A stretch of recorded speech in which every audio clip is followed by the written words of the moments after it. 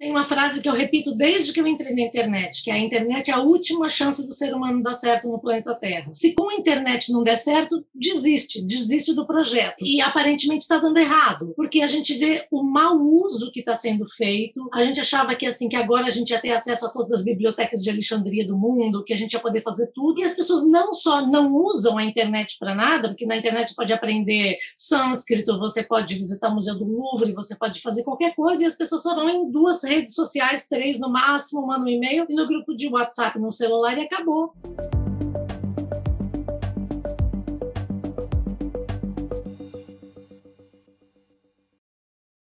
Hoje eu estou recebendo uma convidada muito especial. Eu precisaria de um programa só para narrar a biografia da nossa convidada de hoje, mas eu vou fazer um resumo. A Rosana Herrmann é bacharel em Física pela USP, com pós-graduação também pela USP em Física. Ela estudou comunicação também na USP e na Faculdade Casper Libero. Foi roteirista de programas históricos da TV, como X-Tudo, Sai de Baixo, Domingão do Faustão, Pânico na TV, Tudo pela Audiência e muitos outros. E apresentadora de outros programas, como Atualíssima e Fala Brasil, repórter do Almanac e do Show Business. Ela é criadora do Querido Leitor, um dos blogs mais emblemáticos da internet do Brasil. É desenvolvedora de formatos para a produtora Floresta e co-apresentadora do Porta Fora com Fábio Porchat no YouTube. Seu próximo livro sai em novembro. Sempre Raia um Novo Dia, uma biografia da atriz Cláudia Raia. Bom, obrigado por estar aqui. É uma satisfação ter você conversando aqui hoje com a gente. E eu vou começar, você que é comunicadora, uma grande comunicadora, eu vou começar com um grande desafio para você. Eu vou pedir para você que explique para o público o título de sua tese de mestrado. Efeito do quadrupolo elétrico na ressonância gigante do isótopo 236 do urânio. Pois é, dizendo assim é uma coisa que você fala... Oi, eu descobri que a gente, quando vai estudando, a gente vai descobrindo, vai aprendendo tudo sobre o nada, né? Então você sabe absolutamente tudo sobre uma coisa que não é nada para ninguém. Mas tudo tem uma utilidade, viu? Porque eu uso muitas vezes, assim, na comunicação, eu uso esse exemplo, por exemplo, não a nível atômico, mas eu uso, assim, o efeito de ressonância, não de quadrupolo elétrico, mas a ressonância é uma coisa que a gente compreende, né, no mundo, no dia a dia, quando você percebe que aquele assunto, que aquela pessoa está em total conformidade com você. A gente tem outras descrições, a gente fala, nossa, é a same energy, a gente sente essa mesma vibe. E aí, em geral, eu mando aquele filminho didático da ponte de Tacoma, famoso filme Tacoma Bridge, tá vendo? Olha lá, isso aqui você percebe. Então, a frequência de vibração desse vento entrou em ressonância com a ponte, aí acontece essa onda gigante, a ponte oscila. Tudo o que a gente aprende, vê, sabe, no nível acadêmico, eu acho que a gente pode aplicar no dia a dia. Eu fiz isso em toda a minha carreira de comunicação. Eu apliquei, assim, eu sempre falo que a melhor coisa que eu fiz na vida foi ter feito física, e a segunda melhor foi ter largado, porque como carreira eu não ia conseguir ir muito longe. Marcelo, lembra que eu fiz física nos anos 70? Você imagina, nos anos 70, mulher, o que você faz? Eu sou física, eu estou fazendo pós em física, tipo, emprego nenhum, nem crediário no MAP, né? Eu podia ter, com bolsa, CNPq e FAPESP, nada. Infelizmente, a situação continua assim hoje para os estudantes também. Olha, a vida está difícil. Pois é inacreditável, assim, quando você pensa, eu ainda me revolto, porque eu sou peão, assim, na comunicação, e eu vejo as distorções de salários. Quando uma pessoa está no mercado e faz um reality show, por exemplo, naquele momento ela está no mercado como alguém no reality show. Depois que ela sai, ela vai fazer presença VIP, Marcelo, R$ 15.000 para ir numa festa, para ir na festa, não é para fazer nada. Então, olha a distorção. Não é um mundo muito diferente, o mundo da comunicação, sabe? Para quem está no vídeo, para quem está na tela, é outro mundo em relação ao mundo acadêmico, que a gente vê quando tem um pesquisador, um doutor, um mestrando, e você vê como é que é outro mundo. Então... Você largou a física por causa dessa questão financeira ou porque realmente a questão da comunicação te encantava mais? Então, quando eu estava, assim, eu fiz todos os créditos do meu mestrado, e quando eu estava para defender a tese, eu pensei, mas gente, é isso que eu vou fazer da minha vida? Quer dizer, eu não tenho como sair daqui, eu vou continuar aqui estudando e fazendo aqui. Será que isso é o que mais se adequa à minha personalidade? Porque, Marcelo, deixa eu falar para você, durante o tempo da física, eu era sempre a noiva da quermesse da festa junina, eu ficava jogando truco com as pessoas. A minha personalidade não era de uma pessoa que vai ficar muito tempo pesquisando, ou de uma cientista que eu mesma me imaginava. Tinha um lado meu que eu tinha que atender. Eu fazia o samba da física, até hoje eu sei a letra do samba da física que eu fiz. Então, o meu era uma coisa bem básica, tá? Assim, F igual a MA, P igual a MG, mas nem toda essa força vai poder MDT, meu olhar te deteta, para eu poder te dizer que o que eu quero no momento é me ver com você. E tinha toda uma segunda parte, você quer saber? Então, assim, eu tinha um lado que não era atendido, sabe, da minha personalidade. E aí, um dia, eu conversando com umas alunas de inglês, elas disseram, por que você não vai fazer comunicação? É a sua verve. Você não serve para fazer física. E aí, eu comecei tudo de novo. E você que tem esse pé um pouco na ciência, um pouco na comunicação, e tá ligado em todos, até com o radar ligado o tempo todo, como que você consegue lidar com essa questão da desinformação e a ignorância que hoje dominam as redes sociais?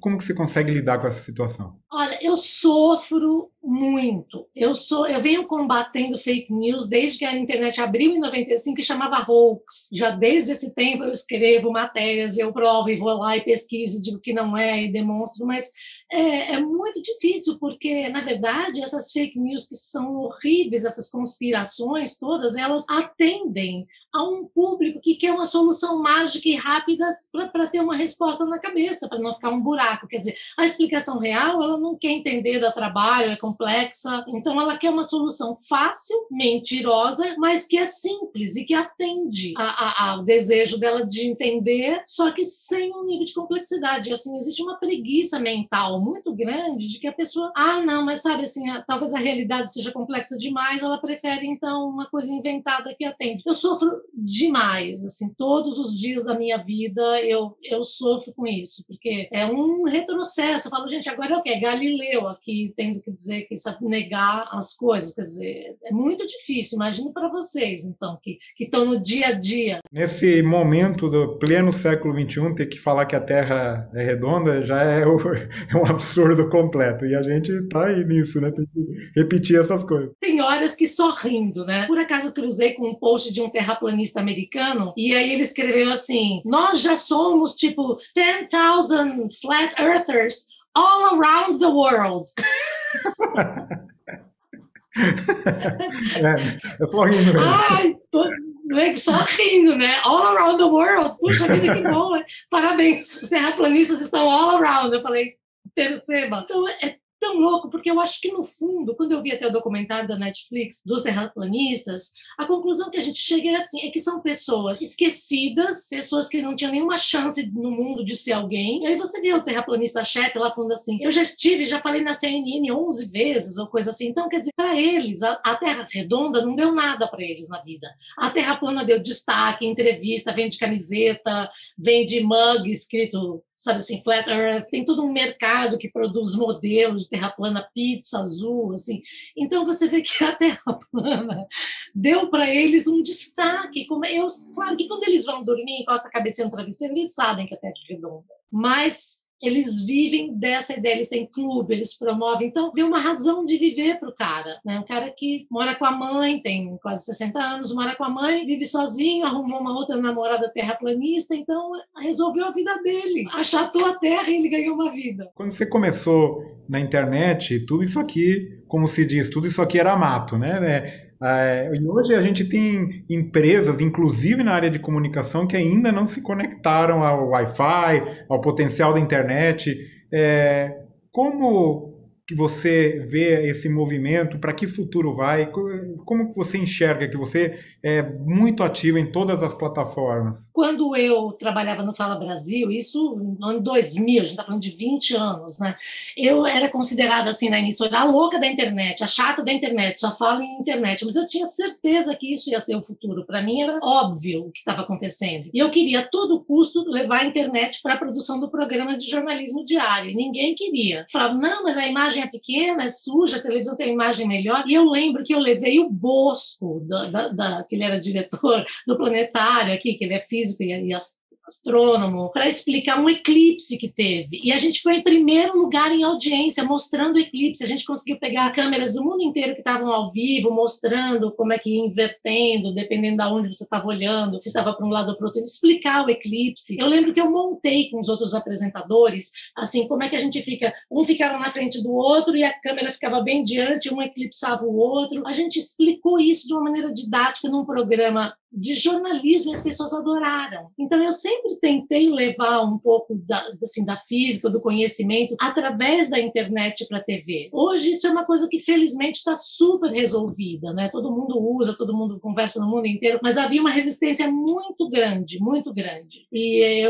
eu consegui fazer isso com amigos que estavam na Flórida, e aí um dia teve um vendaval lá, e eu consegui botar gente ao vivo, mostrando da janela com uma webcam pequenininha, porque eu sabia que o valor da notícia era muito maior do que a qualidade da imagem. E hoje, então, a gente vê que finalmente as pessoas estão entendendo que é um caminho sem volta, um fenômeno, né? A internet é uma coisa de 1000 possibilidades. Por outro lado, o futuro da tecnologia te assusta um pouco? O que você enxerga hoje? Você que começou essa onda, agora a gente está vendo um outro lado bastante assustador também. Como que você enxerga esse futuro da própria internet, da tecnologia e das possibilidades infinitas que teremos agora, até para própria manipulação de fake news, esse tipo de assunto que é bastante assustador, digamos assim? Tem uma frase que eu repito desde que eu entrei na internet, que a internet é a última chance do ser humano dar certo no planeta Terra. Se com a internet não der certo, desiste do projeto. E aparentemente está dando errado, porque a gente vê o mau uso que está sendo feito. A gente achava que assim que agora a gente ia ter acesso a todas as bibliotecas de Alexandria do mundo, que a gente ia poder fazer tudo. E as pessoas não só não usam a internet para nada, porque na internet você pode aprender sânscrito, você pode visitar o Museu do Louvre, você pode fazer qualquer coisa, e as pessoas só vão em 2 redes sociais, 3 no máximo, mandam um e-mail, e no grupo de WhatsApp no celular e acabou. Elas não exploram as possibilidades da internet. Além do que, está sendo usado para disseminar mentira, para desfazer reputações de pessoas. E agora a gente vê o uso político que é feito desde o escândalo da Cambridge Analytica, que é uma coisa assustadora. Você vê como você pode fazer recortes de pessoas e dar informações erradas, direcionadas para que as pessoas acreditem. É como se você tivesse a chance de fazer uma lavagem cerebral global. Então, você lava o cérebro das pessoas e você inocula mentiras de acordo com o interesse político que elas têm. Então, é realmente assustador. E quando eu vejo esses vídeos de deepfake, meu Deus do céu, se a pessoa não consegue diferenciar uma notícia falsa de uma verdadeira, imagina um vídeo que você está vendo a cara da pessoa falando e não é ela. Então, eu tenho um pouco de medo desse mau uso. Acho bem assustador. Não, é realmente preocupante ver de que maneira que a gente vai conseguir trabalhar. Eu acho que tem aí também perspectivas boas, né? Tem a voz de muita mais gente falando, né? Falando de ciência, divulgando outros aspectos, mas realmente a facilidade de produzir conteúdo errado é muito grande e isso um pouco assusta. Mas agora mudando um pouco, porque você também trabalhou muito com televisão. Você é roteirista, trabalhou em muitos programas que as pessoas nem sabem, né? Porque você fica ali escondida por trás. Conta um pouquinho pra gente também, quais foram as experiências sensacionais e aquelas que te deram vontade de queimar o controle remoto depois? Muitas, porque às vezes a gente faz pelo dinheiro para depois poder fazer o que a gente quer. Então às vezes aquele trabalho você não gosta, você não concorda, mas paga bem, então você faz aquilo para poder investir num projeto pessoal, né? Que é difícil, mas isso acontece muito. Mas olha, uma experiência, eu trabalhei em agências de propaganda, eu fiz muita coisa, fiz muito programa de humor, eu fiz a primeira temporada do Vai Que Cola, eu fiz o Sai de Baixo aqui no núcleo de São Paulo, eu trabalho com Fábio Porchat, trabalhei com a Tata Werneck, no Tudo pela Audiência, faço Porta Fora, que é um programa de viagens com o Fábio. Então, já fiz muita coisa legal, assim, coisas que deram orgulho. E eu já usei a física para fazer muitos textos de numa época em que nem se falava de algoritmo, porque nos anos 70 a gente aprendia Fortran, COBOL, tinha linguagem hipotética, que era IPO, mas enfim, eu perfurava cartão, né, para rodar lá no computador a válvula da Poli, a gente passava lá na leitura, lia os cartões, e aí rodava o programa. Então, isso que eu aprendi, digamos assim, a estruturar um pensamento lógico, eu usei muito e uso até hoje como roteirista para poder escrever. Então, eu sempre conto que logo que eu saí da física, assim, mas assim, eu tinha acabado de, não defendi a tese, larguei tudo e aí arrumei um estágio, né? Eu fiz vestibular e arrumei um estágio numa agência de propaganda como redatora. E eu me lembro, assim, que na primeira experiência, a dupla pediu para mim, falou, olha, tem uns textos aqui para você fazer, estagiário faz a pior coisa, você sabe, né? A gente manda para o estagiário. E eram uns folhetos de seguro de vida. Então, assim, seguro contra acidente, se você morrer, se você ficar tetraplégico, se você sentir... Coisa que ninguém queria escrever. Eu fui lá, estudei, voltei, falou, você já está pronto? Eu falei, não, mas eu já fiz o algoritmo. Todo mundo, você fez o quê? Eu falei, eu fiz os algoritmos do texto. Falei, mas o que você está falando? A gente não entende o que você está dizendo. Eu falei, não, eu fiz a estrutura, agora é só a gente pôr os dados. Eu falei, então me explica. Aí eu falei assim, por exemplo, eu comecei assim, partindo de uma premissa universal. O mundo tem 7 bilhões de pessoas, verdade. Entre 7 bilhões, não tem nenhuma outra que ame seus filhos como você. Ninguém tem pelos seus filhos, nenhuma outra pessoa, o amor que você tem como pai ou como mãe. Verdade, segunda premissa. Terceira premissa. Pela lei da natureza, a gente vai envelhecer e vai embora bem velhinho e vai deixar os nossos filhos já com família, com filhos e já bem estruturados, e a gente pode ir embora sossegado. Mas ninguém tem controle sobre isso. A gente não sabe quando isso vai acontecer. E seus filhos podem ficar sem o apoio de um pai quando eles estão começando a vida como um casal, ou quando eles estão se formando, ou quando eles ainda são muito jovens. Como eles vão sobreviver sem você, sem o seu amor e sem o seu apoio, se não tem mais ninguém no mundo que ame esses filhos como você? É para isso que você pode fazer seguro. Porque mesmo se você não estiver presente, o seu amor pode estar traduzido em segurança financeira, para que eles paguem um colégio, para que eles paguem a faculdade, para que eles tenham a primeira casa, para que eles possam botar os filhos na escola. Então, se o amor é insubstituível, a segurança que o amor quer dar e pode ser planejada. Bradesco Seguros, você pode... Aí todo mundo já estava chorando, assim. Eu preciso fazer um seguro agora. De novo agora. Não, meu Deus! Assim, eu falei, claro, porque eu estou partindo de várias premissas verdadeiras e irrefutáveis. Você não pode negar que o mundo tem 7 bilhões, quase 8 agora, de pessoas. Você não pode negar que o amor de um pai e de uma mãe pelo filho é maior. Você não pode negar que a gente não tem controle sobre quando vai morrer. Você não pode, entende? Você não tem como negar. Então você vai indo assim num algoritmo lógico que na hora que você chega para oferecer a solução, você já comprou o problema e não tem outra solução. Com o humor tem essa história também, tem sempre, claro que tem a capacidade e tal, mas tem uma estrutura, às vezes, bem interessante de poder fazer o humor que também funciona, né, dessa maneira, com o algoritmo adequado, né? Você conduz a pessoa por uma lógica, uma sequência, você conduz a pessoa, né? Um roteiro é isso, um roteiro é uma estrutura para você, sem sair do lugar, viajar por emoções como se você estivesse numa montanha-russa de emoções. Isso que um roteiro faz. É um algoritmo, um roteiro é como um algoritmo. Então, viva a física aqui. Rosana, e agora você trabalhou recentemente, está para lançar aqui um livro, uma biografia da Cláudia Raia. Qual a passagem da biografia da Cláudia Raia que mais te surpreendeu? Então, recentemente, antes desse, eu lancei um livro meu chamado Celular Docilar, que é um livro que fala sobre o vício em celular, e até tem muita coisa que eu falei nesse livro há mais de 1 ano e meio, quando o livro foi lançado, e que agora todo mundo está comentando nesse dilema das redes, até o Tristan Harris e todas essas pessoas eu menciono lá no livro. Então, eu passei 1 ano estudando, assim, como o cérebro da gente fica totalmente viciado nessa dopamina que vem dessas notificações e coisas, assim, randômicas, né, que o cérebro não encontra um padrão, então ele fica preso lá o tempo inteiro. Tinha lançado esse livro, e aí, em função desse livro, eu já estava no mercado, minha agente acabou sendo chamada, e eu fui chamada para escrever o livro da Cláudia Raia.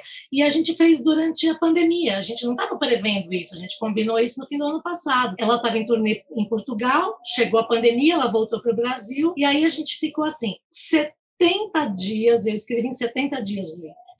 Todo dia eu falando com ela em vídeo, 1h30, 2 horas. Sabe aquele filme Bean, John Malkovich? Eu entrei no andar 7,5, Bean, Cláudia Raia. Eu era Cláudia Raia. Então era muito engraçado, porque eu vivia, eu escrevia em primeira pessoa junto com ela. Então ela falava comigo, contava as histórias e eu parecia que eu estava vivendo a vida por ela, sabe? Era muito engraçado. Então teve uma noite que ela estava contando, ela era muito jovem, menor de idade ainda. E ela estava em Nova York, aconteceu uma coisa horrível, uma tentativa de assédio. Ela fugiu com a mala pelas ruas, e quando ela foi ver, ela estava sozinha com as malas em Nova York, uma menina, e ela com medo, apavorada, ela desceu umas escadas, assim, não sabia o que fazer, para onde ir, não tinha casa, não tinha para onde ir, e já era quase meia-noite quando eu estava escrevendo isso. Eu fui dormir e falei, gente, mas como assim? Eu larguei a menina sozinha lá em Nova York, eu não posso dormir, que irresponsável que eu sou. Saí da cama de pijama, escrevi até ela estar num lugar seguro. É muito intenso quando você revive a vida de uma pessoa,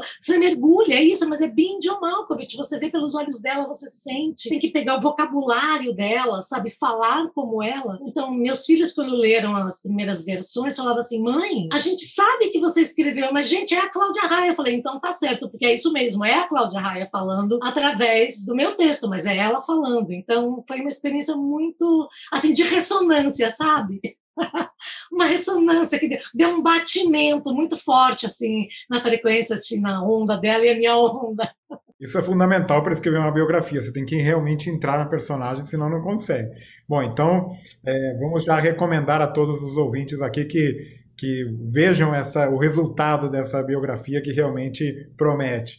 E o Porta Fora, agora com essa pandemia, vocês vão continuar gravando ou vai ter essa situação aqui meio insólita que a gente está aqui meio proibido?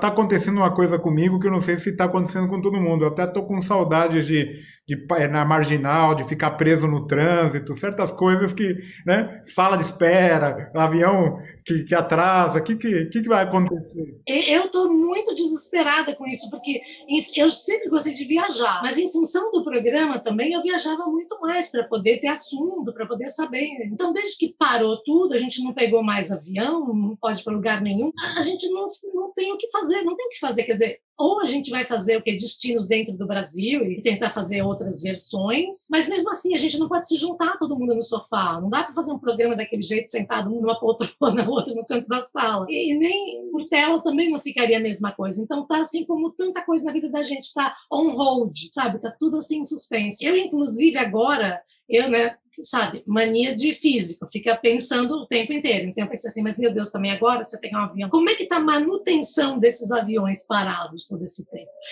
Avião parado não é legal, porque quando ele tá voando, a manutenção é intensa. Aí parou, agora eu já estou encanada com esse aspecto. Se os aviões tiveram muita empresa aérea quebrando, não tem grana para manter os melhores profissionais, então agora já não é o avião que não me quer, agora eu já não sei se eu quero o avião também, agora eu já tô... Mas o programa continua. O programa continua. As histórias são realmente fantásticas, né? Eu adoro. Não, é muito gostoso, é muito gostoso. O Porchat é engraçado por natureza, e ainda as pessoas levam as suas histórias mais engraçadas ainda, então dá uma liga perfeita, é muito legal. Rosana, você mandou aqui para nós umas fotos para o nosso quadro Arqueologia Acadêmica. Nesse caso, realmente mostra ali, até em branco e preto, as fotografias, não é que é do século passado, literalmente. Da Guerreótipo, eu escaneei os da Guerreótipo. Mas conta um pouquinho do contexto ali.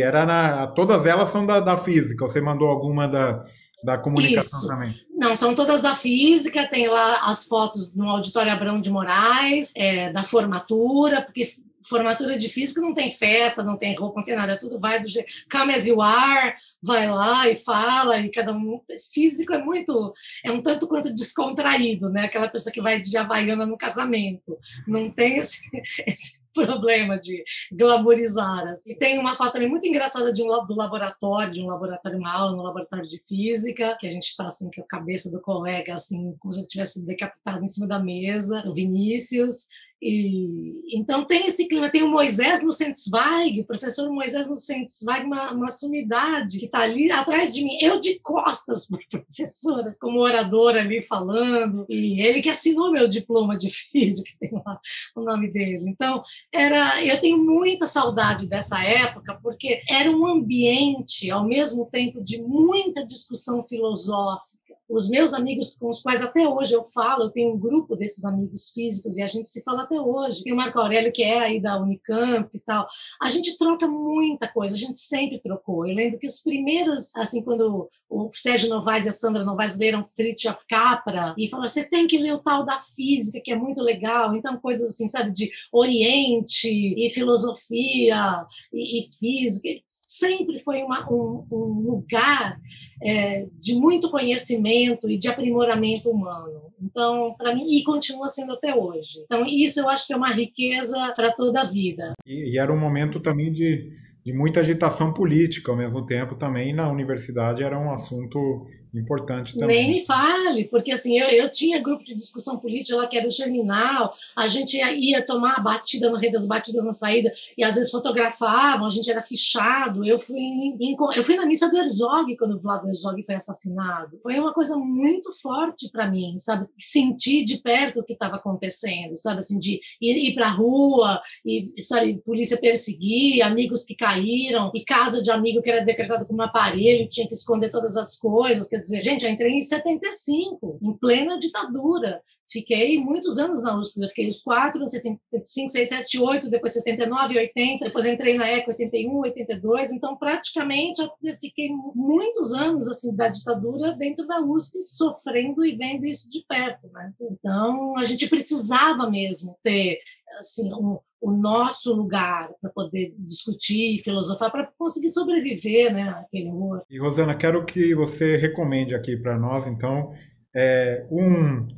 uma leitura, um podcast e um canal do YouTube, se puder. Olha, eu recomendo um livro que eu acabei de ler, Os Engenheiros do Caos, que acho que está até aqui atrás de mim, que é incrível. Assim, para quem não leu, eu recomendo, do Giuliano da Empoli, esse livro aqui, para a gente compreender como é que a gente chegou nesse mundo de fake news, teorias de conspiração, nesse uso de algoritmos para poder mudar eleições, sabe? Nessa onda de ódio aqui, assim, um livro pequeno, mas que faz a gente entender quem são as cabeças e que tipo de pensamento e como que isso aconteceu, como isso foi usado contra a gente para destruir as democracias. Então, um livro que eu recomendo muito. E na mesma linha, um canal do YouTube que eu recomendo demais é do Henri Bugalho. O Henri é escritor, ele é filósofo e ele tem vídeos diários, 2 vídeos por dia praticamente, discutindo toda a conjuntura política e muita coisa que acontece através da filosofia. Então, em vídeos de 15 minutos, às vezes até 20 minutos, ele conversa com a gente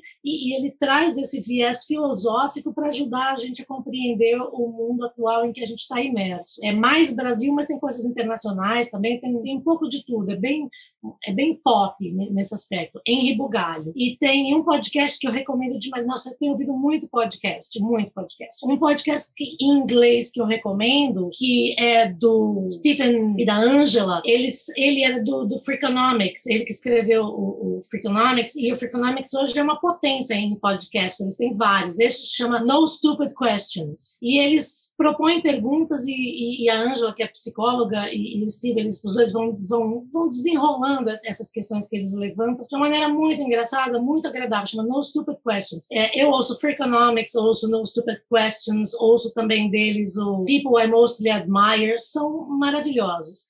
E no Brasil, eu ouço toda sexta-feira Foro de Teresina, que eu adoro, que é da revista Piauí, e a Rádio Novelo, que tem produzido coisas incríveis, como o Retrato Narrado. Retrato Narrado é incrível. A primeira série é um perfil que a jornalista traça do Bolsonaro, desde Eldorado, assim, desde a infância dele, assim, para tentar desvendar como é que é o raciocínio dele. Então, muito do que ele fala, essa coisa associativa que não tem nexo e que uma palavra leva para outra, meio assim, sabe, movimento browniano, sabe, assim, confuso, você percebe que sempre foi assim, desde menino. As ideias fixas, as referências de por que nióbio, por que ele cisma com grafeno, tá, tudo a gente entende a partir dessa biografia remontada. É maravilhoso, realmente incrível o trabalho. Estou ouvindo também, é muito bom mesmo. E para finalizar, um rápido ping-pong com você. Queria que você contasse aqui para a gente. Você já comentou um pouquinho sobre suas lembranças da época da faculdade, mas a pior e a melhor lembrança da graduação? A pior foi eu tomei um fogo, a gente bebia muita pinga naquela época. E eu me lembro que eu tomei uma pinga numa festa da geologia, que era um pessoal que bebia muito, e eu tomei Fantaúva depois. E eu passei mal, assim, né, sabe, passa mal, chama o Hugo, e eu lembro que quando eu vi o output da Fantaúva, eu falei, eu estou morrendo, Dama das Camélias, sangue, agora eu vou morrer. E eu tive uma sensação de que eu ia morrer, e na verdade era só Fantaúva, então isso foi um momento. Mas se você lembra, já é um bom sinal, Rosana. Já é, você vê que uma parte eu não desligo, uma parte está sempre ligada. Isso foi um péssimo momento da minha vida, mas eu tive que ser carregada, foi vexame assim total. Me largaram em algum lugar para acordar depois, dormir em cima da bolsa, vexame mesmo. E um momento incrível, eu tive muitos professores bons, mas uma frase que me acompanha para a vida inteira do Henrique Fleming, meu professor de termodinâmica, às vezes ele dizia alguma coisa e tinha sempre um aluno que dizia assim, isso é óbvio, e ele dizia, mas o óbvio só se torna óbvio quando ele é ressaltado. Então isso é uma frase incrível. E a segunda, que eu vou contar, que é rapidinho, que foi um professor visitante gringo, americano, que estava lá, na época que eu estava fazendo a pós, e aí eu tinha algum problema para resolver, fui mostrar que eu tinha achado a solução, e eu mostrei para ele toda contente, assim, olha, professor, eu resolvi, tá aqui, não sei o quê. Aí ele abriu a gaveta, pegou um carimbo, coisa mais old fashion, carimbo, fez assim na tinta na almofadinha e carimbou o meu caderno assim, bullshit. Era um carimbo, ele tinha um carimbo escrito bullshit. E ele carimbou tudo. Aí eu falei, mas que isso? Carimbou aqui tudo que eu fiz de bullshit, o que é isso?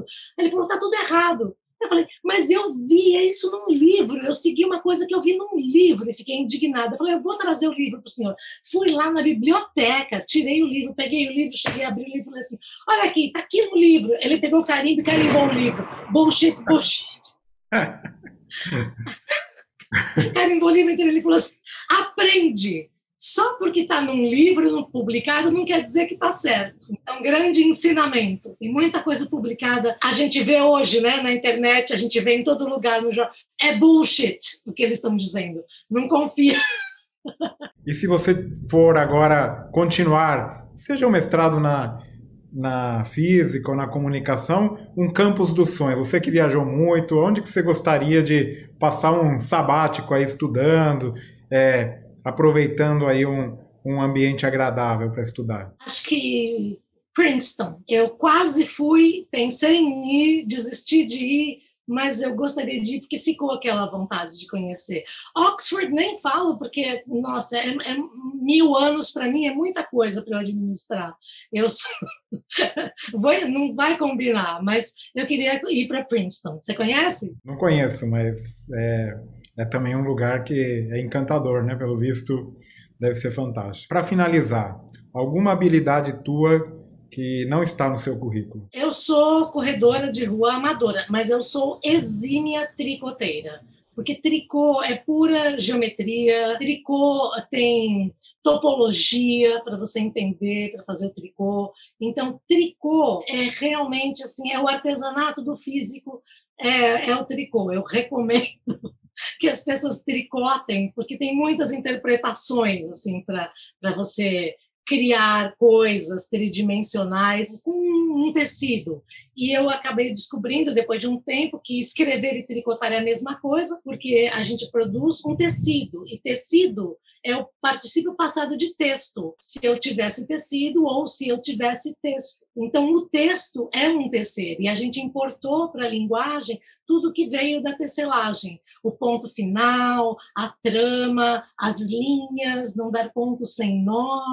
Então, todas as coisas a gente importou do tecido. Então, tricô tem tudo a ver com ser física e ser escritora. Incrível, mas você tem que contar o segredo como consegue organizar o tempo para fazer tudo o que você faz. Esse eu vou deixar para alguém contar para nós, porque é realmente impressionante. Mas, Marcelo, é o chavão, o tempo é relativo, né, Marcelo? Tá certo. Olha, eu queria te agradecer demais essa conversa, muito agradável, muito simpática, como você realmente o que demonstra ser nas câmaras, no teu trabalho, e aqui realmente nessa conversa mostra realmente esse ser humano que você é. Muito obrigado, viu, Rosana, pela participação aqui. Obrigada, e vou aproveitar e dedicar essa revivência em relação à física a todos os meus amigos da minha turma de física, com os quais eu converso sempre no grupo e que formam para mim a minha pequena caverna onde eu volto a me esconder, assim, quando eu me sinto fragilizada diante desse mundo que está tão complicado. Então, eu sempre volto para lá, porque é onde eu encontro, na física, de alguma maneira, eu encontro o conforto do sentido das coisas. Muito joia, muito bom. Obrigado pela tua participação. Obrigada, Marcelo. Conhecer e estar aqui com você. Obrigado.